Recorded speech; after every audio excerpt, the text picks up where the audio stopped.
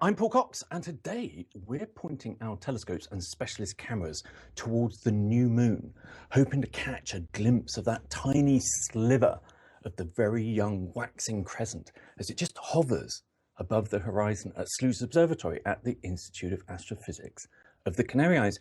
We are also going to catch the scorched planet Venus, which together with the crescent moon kind of create a celestial version of the famous star and crescent, a symbol that dates back millennia.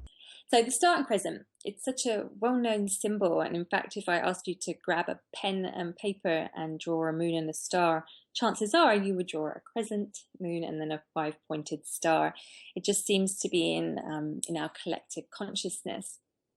But why? Today we tend to associate the symbol of the star and crescent with Islam. So we see the star and crescent on the top of mosques and minarets and on the flags of Muslim nations.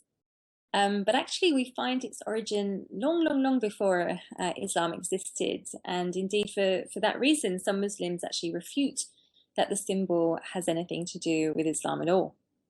So in fact, when we start to delve into history, we discover that the star and crescent was a reoccurring symbol over thousands of years by all different peoples, with different gods etched into walls and forged into coins, carved into statues and displayed on battle flags and coats of armor.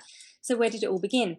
We don't really know. The first accounts of this symbol appearing are in Sumer, which is one of the first civilizations in the world some 4,000 to 6,000 years ago in the region we now call southern Iraq.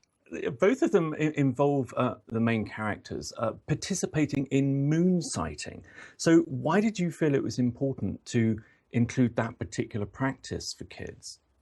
Yeah, well, I think like your earlier guest mentioned, the moon is such a significant part of Islam and Muslim culture. And in particular, when it is the month of Ramadan and we're waiting for this month, anticipating this month to begin because it's so significant, it does start with the sighting of the moon and then end with the sighting of the moon. And that's when you know that you've completed this wonderful month and you have a big celebration to look forward to.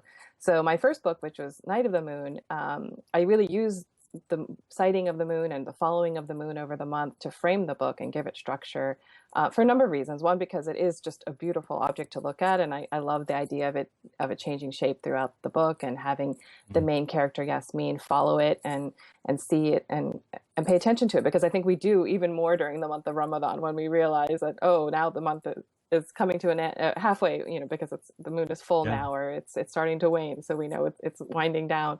And you have this little girl who's discovering that. I thought it would add another layer for educators to be able to use this in the classroom and add, beyond the multicultural or social studies aspect, to also have this science aspect. And then, of course, it's just so beautiful.